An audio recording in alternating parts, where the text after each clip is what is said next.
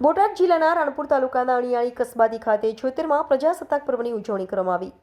રાણપુર તાલુકાના અણિયાળી કસ્બાતી ખાતે તાલુકા કક્ષાનો 76માં પ્રજાસત્તાક પર્વની રાણપુર મામલતદાર શ્રી કે.બી. ગોહિલ સાહેબના અધ્યક્ષસ્થાને ધામધૂમપૂર્વક ઉજવણી કરવામાં આવી હતી, જેમાં ઉપસ્થિત મહાનુભાવો, અણિયાળી સરપંચ શ્રી, રાણપુર પોલીસ સ્ટાફ તેમજ ફોરેસ્ટ ડિપાર્ટમેન્ટનો સ્ટાફ તેમજ રાણપુર પીજીવીસીએલ કચેરીનું સ્ટાફ, અણિયાળી પ્રાથમિક શાળાના શિક્ષકશ્રીઓ તેમજ વિવિધ કચોરીના પદાધિકારીશ્રીઓ ઉપસ્થિત રહ્યા હતા અને રાણપુર તાલુકાના આગેવાનો, ઉદ્યોગપતિઓ તેમજ રાજકીય ગ્રામજનો આગેવાનો મોટી સંખ્યામાં ઉપસ્થિત રહ્યા હતા અને અણિયાળી કસ્બાતી પ્રાથમિક શાળાના વિદ્યાર્થીઓ અને વિદ્યાર્થીનીઓ દ્વારા પ્રસંગને અનુરૂપ સાંસ્કૃતિક કાર્યક્રમો કરી લોકોને મંત્રમુગ્ધ કરી દીધા હતા।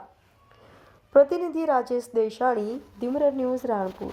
73માં પ્રજાસત્તાક દિનની ઉજવણી નિમિત્તે અણિયાળી કસ્બાતી ગામે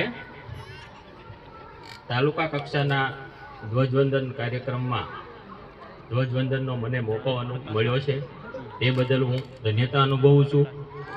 આજના પ્રસંગે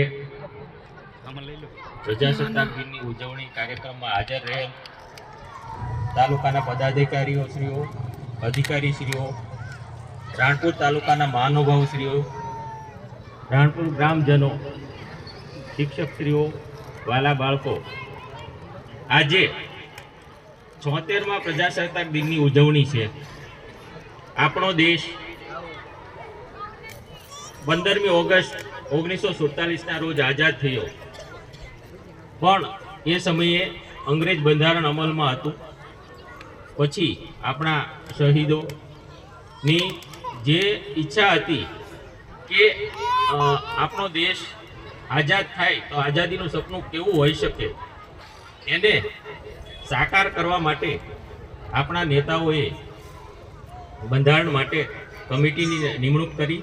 એમાં બાબા સાહેબ આંબેડકરને અધ્યક્ષતામાં ભારતનું બંધારણ 26 નવેમ્બર 1949માં બંધારણમાં રજૂ થયું અને 26 જાન્યુઆરી 1950માં અમલમાં આવ્યું।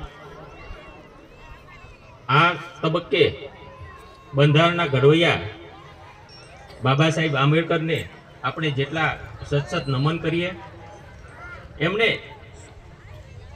સ્વતંત્ર દેશોના તમામ બંધારણનો ખૂબ અભ્યાસ કરી અને ભારત કેવું હોઈ શકે, ભારતનું સપનું કેવું હોઈ શકે, એના માટે ખૂબ જ મહેનત કરી દરેક નાગરિકને સ્વતંત્રતા મળે, ન્યાય મળે, એના માટે સર્વધર્મ સંભાવ થાય એવી રીતે બંધારણ તૈયાર કર્યું। ખરેખર આ બંધારણ અમલમાં આવ્યું એની ઉજવણી આજે આપણે કરી રહ્યા છીએ, ત્યારે આપણે દરેક નાગરિકની ફરજ બને છે કે બંધારણમાં આપને હક મળે છે, બંધારણની હકો છે, સાથે સાથે આપણી ફરજો પણ કેટલી છે, તો હક અને ફરજો બંને આપણે નિભાવીએ। સ્વતંત્ર દેશ કેવો હોઈ શકે એના માટે જે આપણા શહીદોએ જે બલિદાન આપ્યું છે એ વ્યર્થ ન જાય, એટલા માટે આપણે સતત પ્રગતિશીલ રહેવું પડશે। દરેક ધર્મને સંભાવ રાખી અને વિકાસ તરફ આગળ વધીશું તો જ શક્ય છે।